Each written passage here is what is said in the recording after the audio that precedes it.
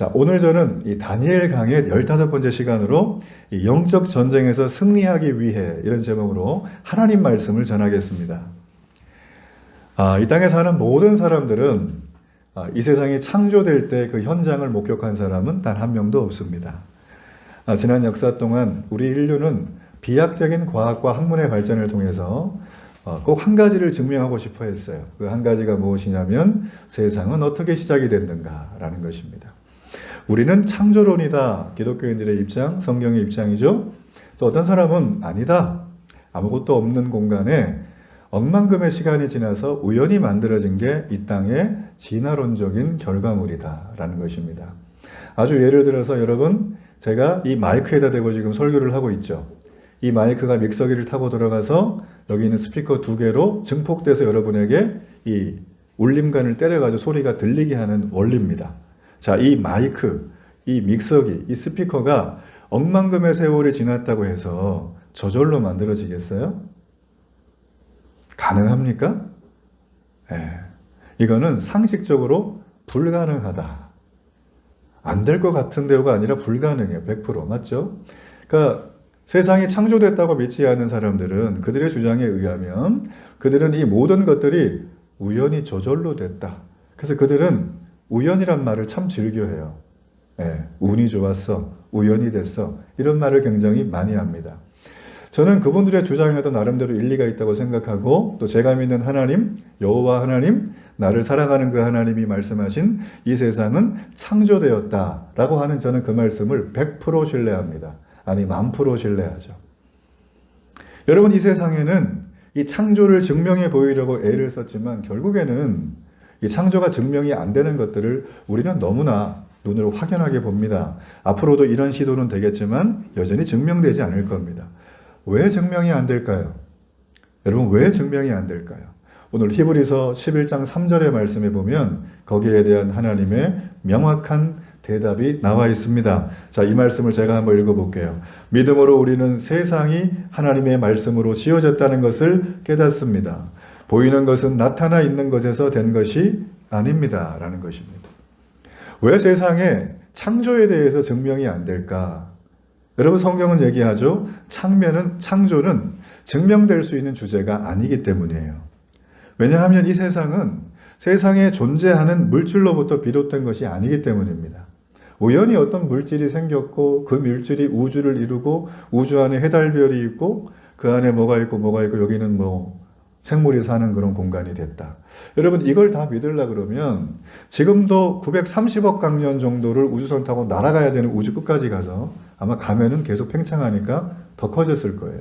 모든 셀 수도 없는 별들을 우리가 육안으로 전부 다 확인을 해야지만 이 주제는 확인이 되는 거예요. 그러니까 우리 살아생전에는 불가능하다는 것입니다.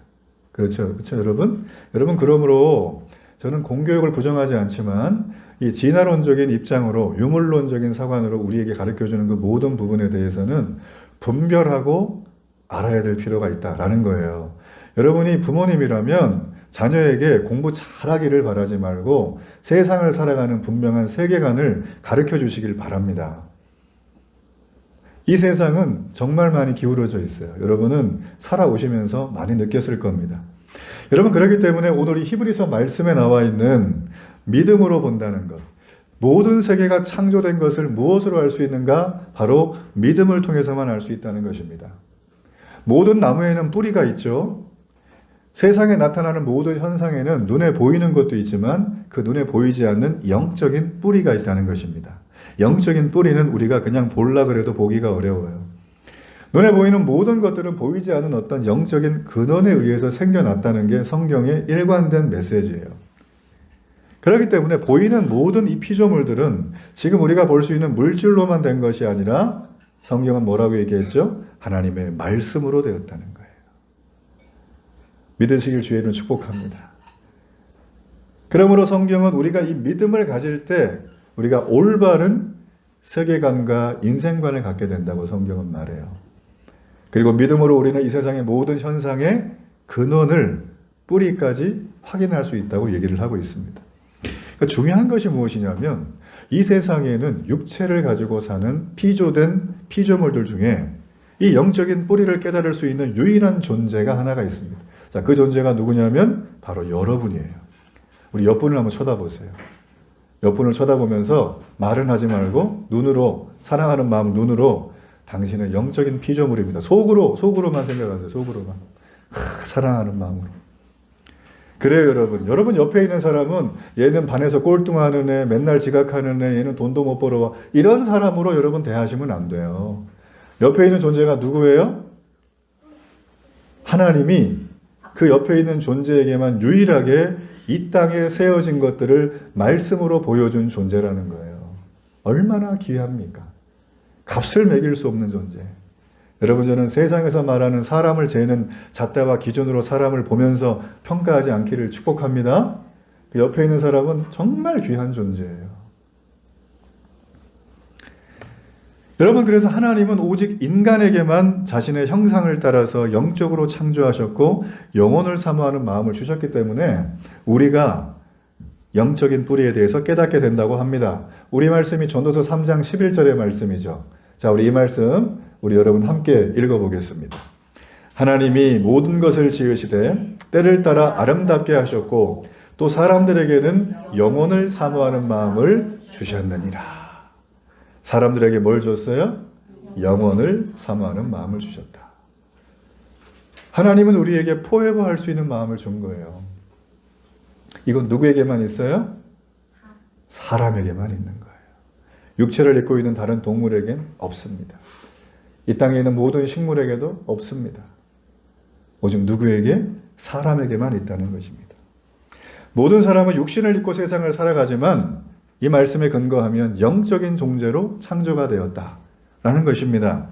그렇기 때문에 사람만이 영적인 본질을 깨달을 수 있고 영혼을 사모하는 마음을 깨닫고 살아갈 수가 있어요. 자, 여기서 한 가지 중요한 사실은 인간은 영적인 존재로 만들어졌어요. 그런데 모든 인간이 영적인 뿌리와 내용을 다 알 수 있는 건 아니에요. 왜 그러냐면 사람은 죄를 졌기 때문이에요. 사람은 죄로 인해서 타락한 존재가 되는 순간부터 하나님의 영적인 지식에 이를 수가 없습니다. 그리고 설령 영적인 지식을 누구에게 설명을 들어도 이걸 깨달을 수가 없어요. 사람은.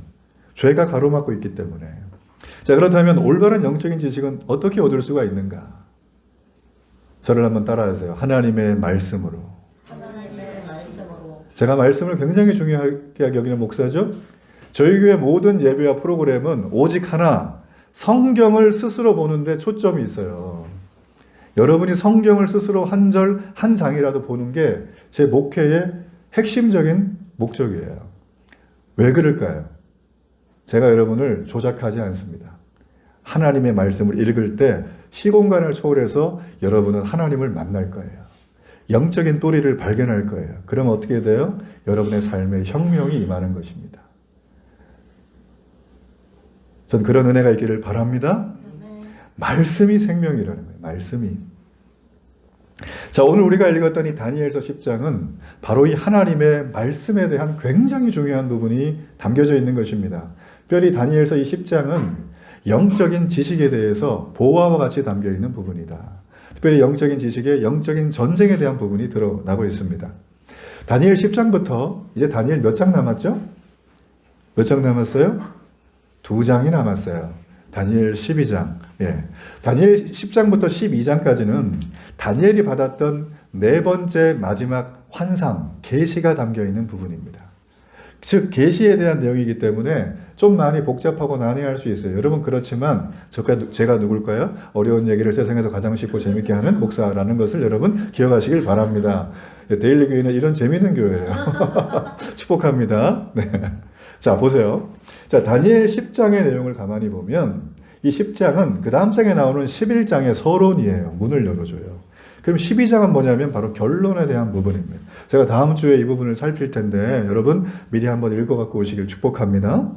자, 여기 보게 되어지면 이 다니엘이 10장에서 보고 있는 네 번째 환상, 계시는 바로 히데겔 강가에서 본 큰 전쟁에 관한 환상입니다. 이 히데겔이 어디냐면 티그리스 강을 말해요. 이 티그리스 강은 지금의 이란, 이라크, 메소포타미아 지역에 나와 있는 강이죠. 자, 우리 다니엘서 10장 1절의 말씀. 자, 이 말씀 함께 한번 읽어봅니다. 시작. 바사왕 고레스 제3년에 한 일이 벨드사살이라 이름한 다니엘에게 나타났는데 그 일이 참되니 곧 큰 전쟁에 관한 것이라. 다니엘이 그 일을 분명히 알았고 그 환상을 깨달으니라. 지금 여기 1절에 보면 다니엘이 환상을 받은 게 나옵니다. 다니엘은 큰 전쟁에 관한 환상을 받아요. 그리고 그 일이 분명히 어떻게 될 것인가를 명확하게 알았다는 것입니다. 그 환상을 깨달았다는 거예요. 자, 그 환상의 내용을 제가 오늘 여러분과 함께 이 짧은 시간 안에 추적하면서 과연 내게는 이 환상과 계시가 이 마지막 때 일어날 일들이 어떤 연관이 있는가? 여러분 그 부분을 여러분과 함께 좀 심도 있게 아주 재미있게 나누려고 합니다.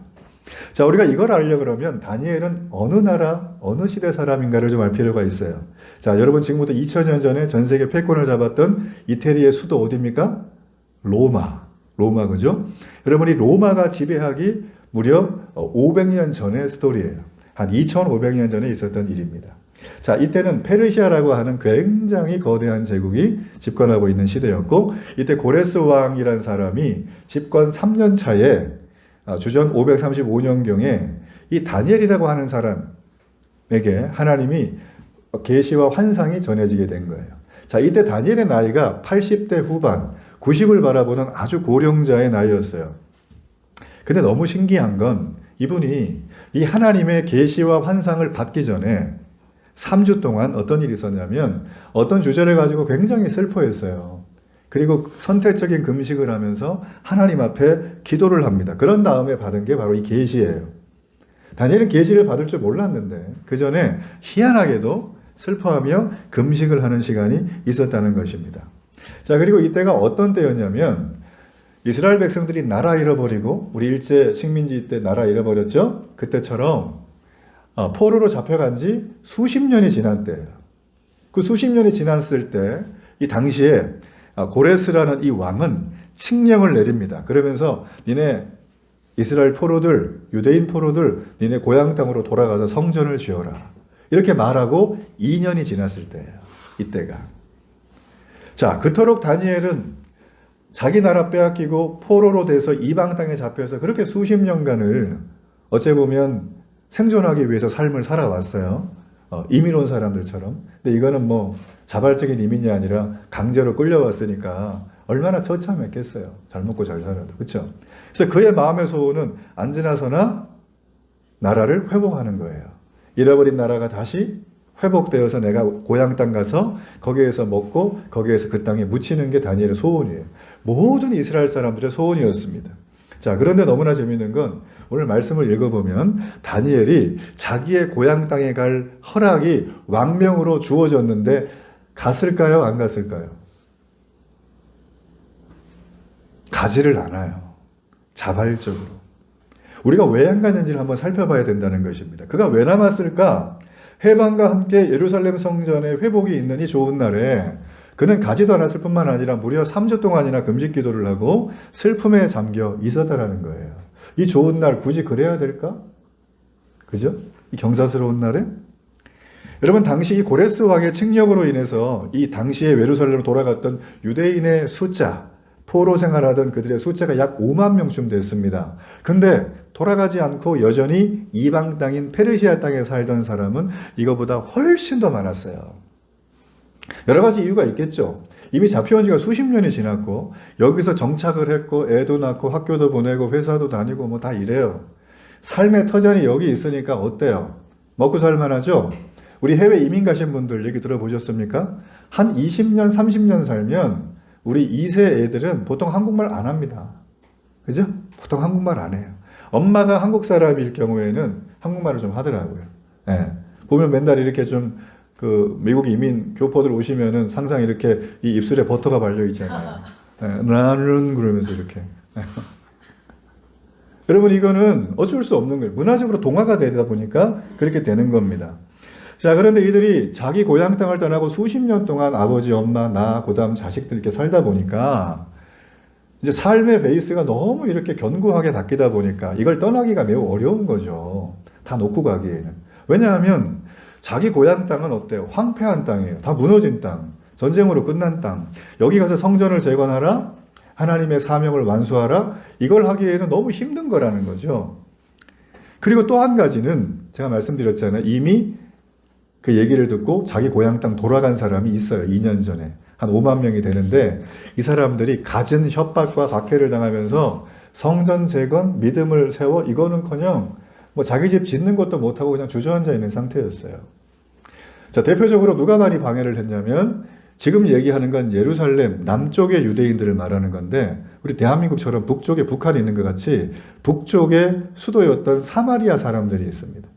근데 이 남쪽의 사람들은 북쪽의 사마리아 사람들을 한 동족인데 이방 민족과 혼혈이라고 피가 섞였다고 정말 죄송한 얘기인데 개 취급을 합니다.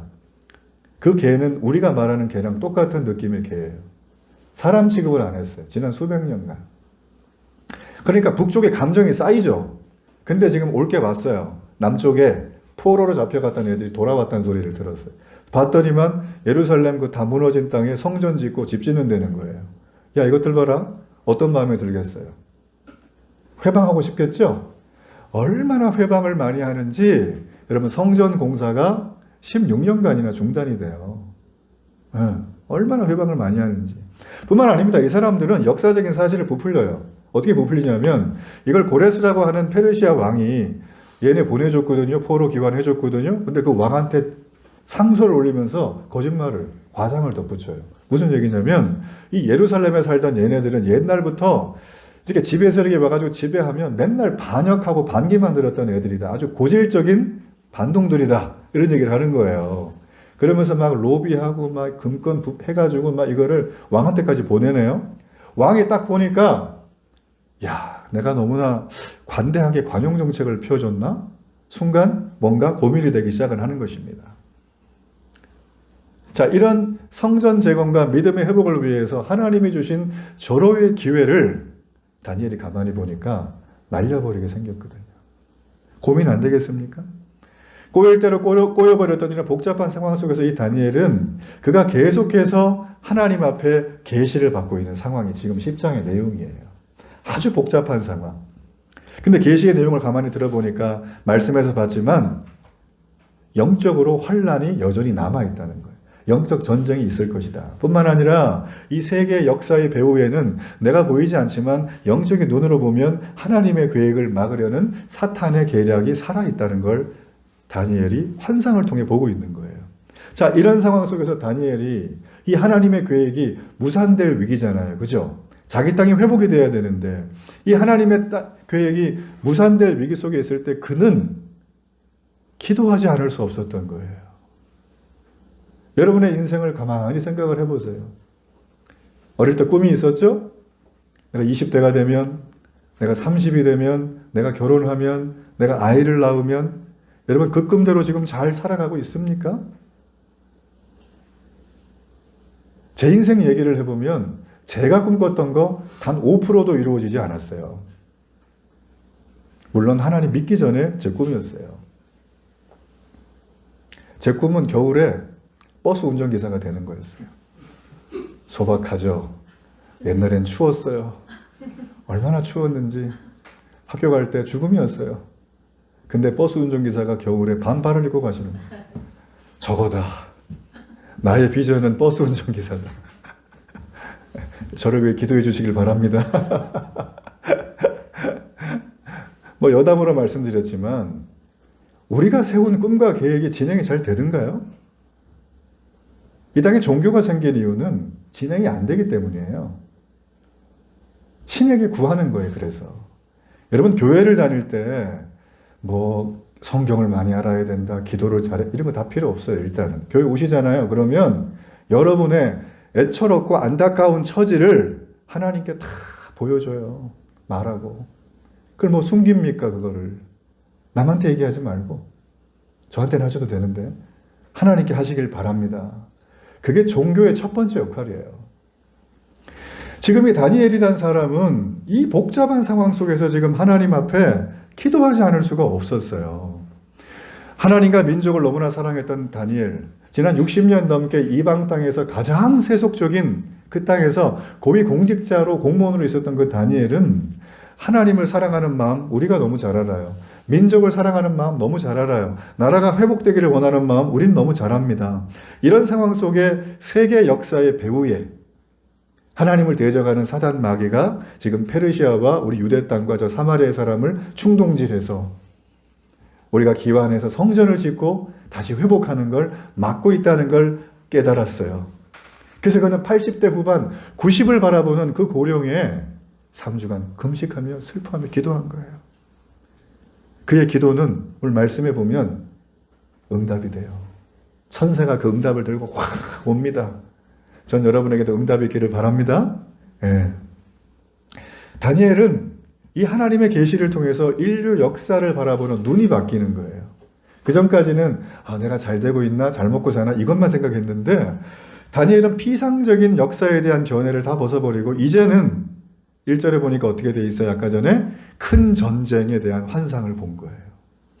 인간의 역사의 배후에는 이게 정말 영적인 뭔가 있구나. 선과 악의 전쟁이 있구나. 그는 그 실체를 바라보면서 앞으로 인류의 앞날에 대해서 그는 완전한 하나님의 계획을 깨닫게 됩니다. 아주 분명하게.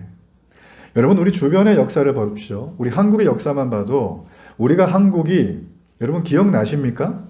우리 한국은요 19세기 말부터 6.25 전쟁까지 무려 10만 명 이상이 죽는 전쟁이 6번, 7번이나 있었어요. 한국은 어떤 나라냐면 전 세계에서 가장 위험한 화약고였어요. 그런 나라였습니다. 그런데 여러분 불과 60년, 70년 지났는데 한국 어떻게 됐죠? OECD 국가 10위인가 되고 대한민국의 기술력은 전 세계 다 알아줍니다. 눈부신 경제발전. 옛날엔 소장농으로 살았는데 지금은 웬만하면 다들 자기 땅 가지고 농사 짓죠? 우리가 힘들다 하지만 특수한 분들을 제외하고는 밥 먹는데 큰 문제는 없습니다. 맞죠? 이런 나라가 1950년 6.25 전쟁 때는 꿈도 못 꾸던 나라였어요. 여러분 세계의 역사는 인간의 활동만으로 되어지는 것 같지만 아닙니다. 김이 독립선언문을 만들었을 때 일제시절에 절반이 누구요? 크리스찬이었어요. 독립운동 나와서 3.1 항쟁했을 때 누구요? 대부분이 다 크리스찬들이었어요. 지금은 크리스찬들이 대한민국 인구의 5분의 1이다 이런 얘기 하지만 그때에는 2%도 안 됐어요. 그 2%도 안 된 사람들이 목숨을 걸고 나라 지킨 겁니다. 인간의 활동으로 역사가 지금까지 온 것처럼 보이지만 아닙니다. 이 세계 역사의 배후에는 모든 역사를 만들어가는 영적인 세력이 지금도 치열하게 전쟁을 하고 있다, 다투고 있다는 것입니다. 최근 제4차 국가인권정책 기본계획이 초안이 발표가 됐습니다. 이게 아마 작년 연말부터 나왔는데 들어보셨어요? 처음 들어보셨죠? 국가인권정책 기본 초안이에요. 우리 관심 없습니다, 이거. 근데 이게 벌써 공지가 됐고, 이 초안을 가지고 지금 여러 번 계속 회의를 하고 있습니다. 자, 이 초안에는 뭐가 있냐면, 인권이라 이름답게, 이 국민의 사회적 합의가 거치지지 않는 상황 속에서 바로 이 성평등에 대한, 성인지에 대한 추진 과제들이 그 안에 들어가 있습니다. 여러분, 성평등 하면 어떤 생각이 떠오르죠? 성평등. 남성과 여성은 평등하다. 그 얘기가 떠오르죠? 여기서 말하는 성평등은 그 평등이 아니에요. 양성평등을 말하는 게 아니라 여기서 말하는 성평등은 동성애자, 양성애자, 바이젠더, 트라이젠더 나는 절반은 남자고 절반은 여자야 이렇게 하는 트라이진부터 해가지고 젠더리스, 팬젠더, 안드로진 이런 제3의 성별을 포함한 걸 성평등이라고 하는 거예요. 자, 이런 걸 우리 애들이 배웁니다.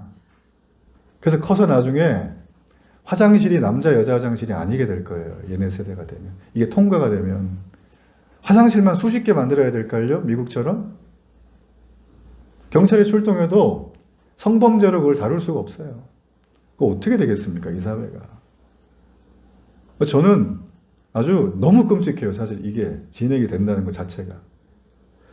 여러분 이런 부분에 대해서 충남대 법학전문대학원의 교수인 명재진 교수님은 여기에 대해서 심히 우려를 표하는 발표문을 만들었습니다. 한번 제가 읽어드릴게요.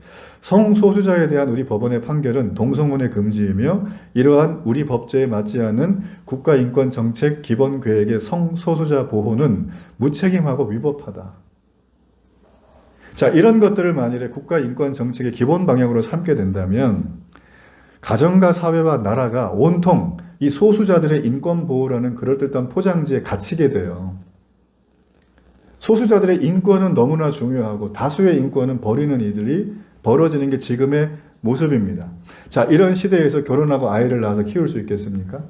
제가 예를 들었던 독일 같은 경우는 이게 벌써 엄청난 문제가 돼요. 여기는 벌써 이게 다 통과됐거든. 애를 못 낳겠다는 거예요. 애 놓으면 어떡할 겁니까? 애가 생물학적으로는 남자예요. 근데 얘한테 남자라고 부모가 말을 못해. 이게 뭔 시츄에이션입니까, 이게?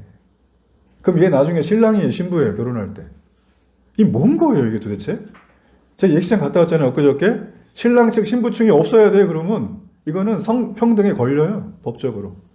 이 말도 안 되는 이거를 기본법이라고 지금 얘기를 하고 있는데, 전 여러분 가만히 생각할 때 만약에 이게 시행이 되면 개인과 가정과 나라와 국가 모든 질서가 혼란에 빠질 겁니다. 그럼 체제가 유지가 안 될 거예요. 여러분 기억하세요. 하나님이 이 땅에 세운 유일한 기관은 나라와 정부가 아니라 가정 그리고 교회예요. 하나님은 가정과 교회를 지키기 위해서 성경의 수많은 부분에서 말씀으로 우리에게 알려주십니다. 여러분 그래서 이 부분은 한 사람의 어떤 개인적인 의견이나 사견이 되는 게 아니라 사실 여러분 제가 보니까 이 기본 계획을 이제 마무리한다 그래요. 올해 안에. 근데 대부분의 국민들이 이걸 몰라요. 들어보셨어요? 저도 설교 준비하다 알았어요. 이게 있는지. 이런 일을 사람이 시행하는 것 같죠. 그렇지만 성경은 단호하게 말합니다. 그 배후에 악한 영적인 세력이 있다. 하나님을 대적하는 무리들이 있다라는 것입니다. 자, 그 세력들은 언제나 하나님의 진리와 구원의 역사를 역사 동안 계속 방해해 왔습니다. 지금 이 다니엘이 그걸 겪고 있는 거고요. 우리는 수많은 작은 뿔, 히틀러라든지 안티오쿠스 4세라든지 김정은이라든지 김일성이라든지 뭐 여러 가지 많은 부분에 대해서 우리는 경험하고 있는 것이죠. 그들이 사람들이 나쁘다는 뜻이 아닙니다. 하나님은 그들 배후에 있는 악한 사탄의 영을 말하고 있는 것입니다. 이 악한 사탄의 영은 그렇게 나라와 지도자에게도 임했지만 여러분 개인에게도 임했어요. 여러분 요즘에 가장 많이 쓰는 지난 일주일 동안의 단어 한 가지를 지금 딱 생각해 보세요. 내가 지난 일주일 동안 가장 많이 쓴 단어 딱 하나. 딱 하나만 떠오르세요. 5초 안에. 떠올랐죠? 제가 단언합니다. 그게 여러분의 신이에요. 성경은 이걸 우상숭배라고 해요. 하나님의 성도가 된다는 건 교양 차원에서 교회를 다니는 게 아닙니다. 좋은 얘기 들으러? 아닙니다. 하나님의 성도가 된다는 건 나의 주인이 하나님 아버지가 되는 거예요. 난 하나님의 말씀대로 살겠다는 뜻입니다. 근데 지난 한 주간 동안 떠오른 단어가 하나님이 아니라 게임이 떠올랐다거나 맛집이 떠올랐다거나 돈이 떠올랐다거나 건강이 떠올랐다거나 떠오를 수 있죠. 그 떠오르는 순간 여러분은 거기에 매이게 돼요. 돈이 많아도 매이고 잊어버릴까봐 돈이 없어도 전전긍긍하고 몸이 건강해도 매이고 몸이 건강하지 않아도 매여요. 여러분 그렇기 때문에 우상은 난 아니야. 하지만 여러분이 거기에서 쩔쩔 매는 게 그게 우상이에요. 전 여러분이 하나님이 여러분의 신이 되길 축복합니다. 여러분 그래서 이 세상에는 이 배후의 악한 영들이 나라와 민족 전체를 하지만 우리 개인들에게도 계속적으로 진리를 왜곡하고 거짓과 제약에 빠져 살도록 지금도 혈안이 되어가고 있는 세상이라는 것입니다. 오늘 이 다니엘도 이 마귀의 공격을 받아요. 그래서 기도 응답이 지연이 됩니다. 12절 말씀에 보면 위기 상황에서 하나님 앞에 다니엘이 간절히 기도하는 첫날, 하나님이 기도하는 첫날 그 순간에 바로 응답을 해요. 그래서 천사한테 응답 전해줘라 보냈거든요. 근데 천사가 무려 21일 동안 어딘가에 막혀서 못 와요. 그게 여러분 다니엘서 10장 13절의 말씀이에요. 자, 우리 이 말씀을 함께 저는 새번역 성경인데 제가 한번 읽어보겠습니다. 자, 그러나 페르시아 왕국의 천사장이 20하루 동안 내 앞을 막았다. 내가 페르시아에 홀로 남아 있었으므로 천사장 가운데 하나인 미가엘이 나를 도와 주었다. 분명하게 나옵니다. 그죠? 페르시아 왕국의 천사장이 응답의 메시지를 가진 천사를 막았어요. 그럼 여기서 말하는 페르시아 왕국의 천사장은 천사인가요? 아니에요. 이 천사장이 누구냐면 마귀를 말하는 거예요. 사탄의 졸개인 마귀를 말하는 것입니다. 이 마귀는 페르시아라고 하는 나라를 쫙 붙들고선 놔주질 않는 거예요. 하나님이 통치하지 못하도록. 그 마귀가 가지고 있었던 응답을 가지고 있는 이 천사를 모든 걸 다 동원해서 막고 있는 것입니다. 자, 그러다가 이게 안 되니까 미게알 천사장이 와가지고 이 가브리엘 천사, 소식을 들은 천사를 풀어주면서 21일이 지난 다음에 그는 다니엘에게 도착해서 응답을 얘기할 수가 있었던 거죠. 우리가 여러분 이 말씀을 볼 때 알 수 있는 것이 무엇이냐면 우리가 보이지 않지만 모든 나라와 정권에는 바로 이 어두운 세계의 지배자들, 그 권력자들과 리더십을 향해서 영향을 주는 존재들이 반드시 존재한다는 것입니다. 예전에 이런 말 했더니 막 목사님은 뭐 음모론이냐고 그러는데 저 음모론 안 키워요. 저는 사상도 안 키우고 정치도 안 키우고 오직 누구요? 예수 그리스도파예요. 저는. 가이사의 것은 가이사에게 주고 하나님께 것은 하나님께 바쳐라. 로마서 13장 1절은 바로 그 얘기를 하는 거예요. 바울이 에베소에 있는 교회들에게 이 사실을 알고 바울 역시도 에베소는 지금이 어디냐면 그리스 지역입니다. 그리스 신전. 그리스 신전에는 수많은 우상들이 있었죠. 이 우상들이 정말 어두운 세계의 지배자들과 악한 영들이 있다는 것을 바울은 간파했습니다. 그래서 에베소서가 6장밖에 안 되지만 그 6장 마지막에 그는 이런 말을 썼어요. 에베소 6장 12절의 말씀. 우리 앞에 있는 화면 보면서 함께 읽어봅니다. 우리의 싸움은 인간을 적대자로 상대하는 것이 아니라 통치자들과 권세자들과 이 어두운 세계의 지배자들과 하늘에 있는 악한 영들을 상대로 하는 것입니다. 지금 보면 우리가 싸워야 될 우리는 성도를 말합니다. 크리스천을 말하는 거예요. 성도가 싸워야 될 대상이 명확합니다. 누구랑 싸우지 말래요? 인간이랑 싸우지 말래요. 김정은이랑 싸우지 말라는 거예요. 히틀러랑 싸우지 말라는 거예요. 네로 황제랑 싸우지 말라는 거예요. 누구랑 싸워야 됩니까? 그들을 붙들고 있는 통치자와 권세자와 어두운 세계의 지배자들과 하늘에 있는 악한 영들을 상대로 싸우라는 것입니다. 그렇다면 그들과 어떻게 싸워야 될까요? 총칼 들고 저를 따라하세요. 전심을 다하는 기도. 기도로 싸워야 됩니다. 우리 옆분에게 한번 인사하시죠. 당신은 영적인 전사입니다. 제가 왜 이런 인사를 하는지 알겠죠? 우리는 이게 우리의 사명이라는 거예요. 우리의 사명. 이 사명을 도외시하면 영적으로 힘이 없습니다. 하나님의 나라가 예수님이 2000년 전에 오셨을 때 이 땅에 임했어요. 그래서 귀신이 떠나가고 안진뱅이가 일어나고 귀먹은 자가 보게 되고 눈먼 자가 보게 되고 병자들이 다 낫습니다. 그거는 하나님만이 할 수 있는 기적이에요. 하나님은 우리를 고치러 오신 게 아니라 하나님의 나라가 임했다는 걸 기적을 통해서 보여주기 위해서 사인으로 준 겁니다. 그러므로 2000년 전에 예수님이 오셨고 그게 현실이 있었다면 오늘날에도 여러분은 각종 중독에서 해방될 수 있습니다. 오늘날도 여러분은 모든 질병에서 노인받을 수가 있어요. 오늘날 여러분은 눈먼 자가 눈을 보게 되는 기적과 은혜를 경험할 수 있는 거예요. 이걸 어떻게 알아야 될까요?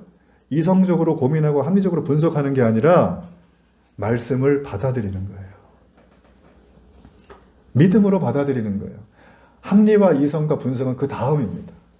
받아들여야 되는 거예요.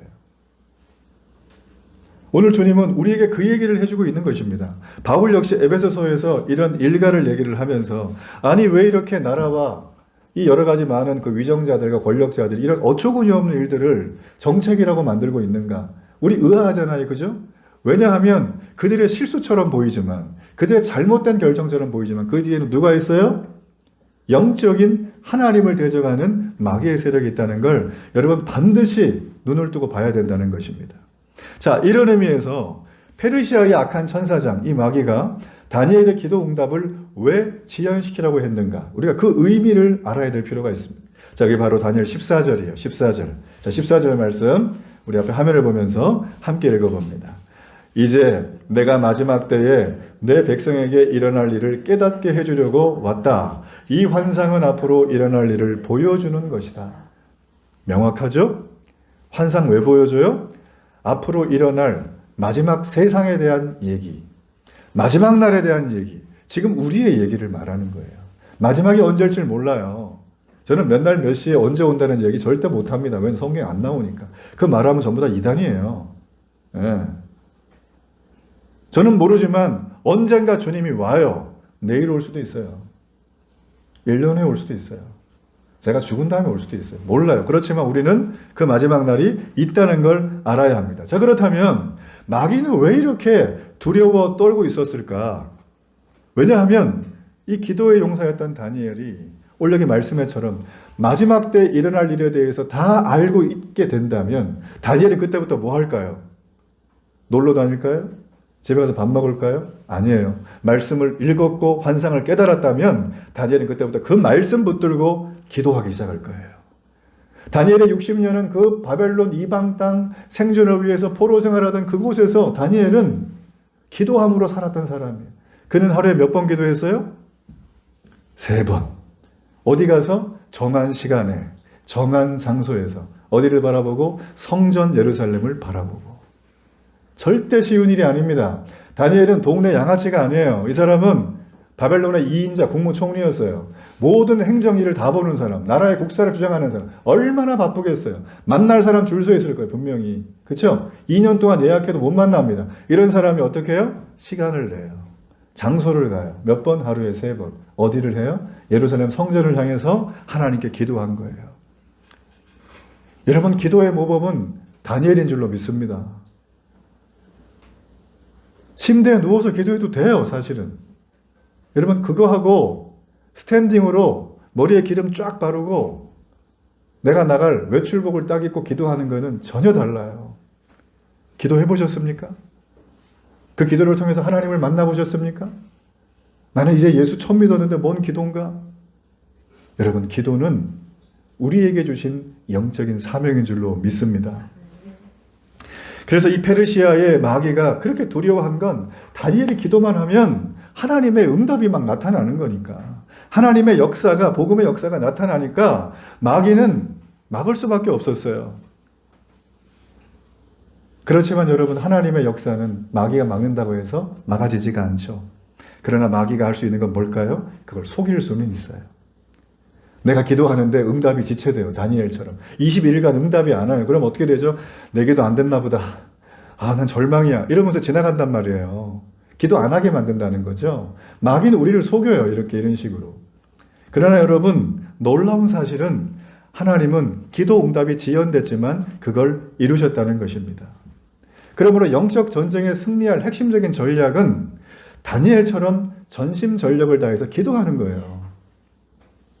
예루살렘 성전의 재건이 지연되고요. 돌아간 동포들이 고통당하는 상황을 알게 되었던 다니엘. 그는 기도했죠. 슬픔과 눈물로 3주 동안 금식하면서 전심전력을 다해서 기도했는데 그 결과가 어떻게 되냐면 그 땅의 말씀이 이루어집니다. 어떻게 이루어지는가? 제가 정리 쉽게 말씀드릴게요. 이스라엘, 예루살렘이 망하고 나서 70년 만에 하나님이 그 성전이 회복되리라 그랬어요. 그 땅이. 포로로 잡혀갔던 애들이 돌아온다 했거든요.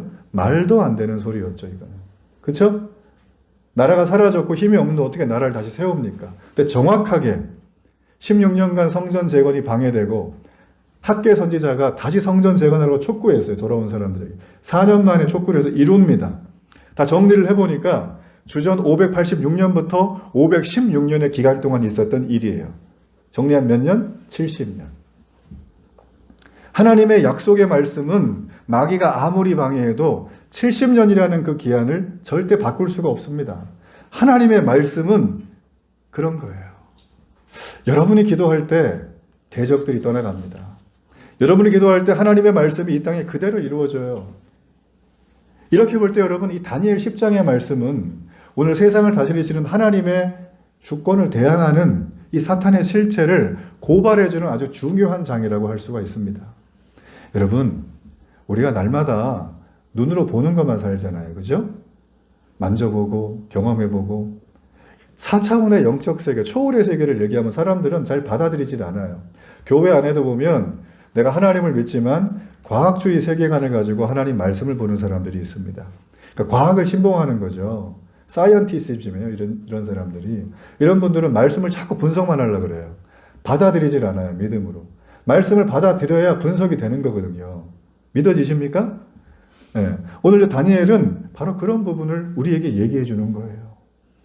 우리의 세상 속에는 보이지 않는 영적 전쟁에 존재들이 반드시 존재하고 우리가 눈에 보는 사건, 사고들, 모든 역사의 흐름들은 사람이 하는 것 같지만 아니다. 그 뒤에서 뭔가가 깊이 관여하고 있다는 걸 계시로 오늘 보여주는 게 다니엘 10장의 얘기다. 이 다니엘 10장을 여러분 꼭 한번 집에 가서 읽어보시길 바랍니다. 말씀의 결론을 맺을게요. 사탄의 세력은 그때나 지금이나 하나님의 자녀인 여러분의 기도를 방해합니다. 어떤 방식으로도 방해합니다. 내일 교회를 가야 되는데, 내일 예배를 가야 되는데 갑자기 전화해서 내일 출근하라 그러질 않나. 아침에 일어났더니만 배가 갑자기 살살 아프더니 좀 지나니까 슬슬 아프더니 좀 지나니까 막 구토가 나고 이러질 않나. 여러분 그게 그냥 증상입니까? 그게 증상이에요? 저는 사탄의 역사라고 봐요. 기도로 물리치시길 바랍니다. 내가 아프지도 말고 죽지도 말고 하나님 앞에 나가서 예배하는 걸 하나님은 제일 기뻐하시는 거예요.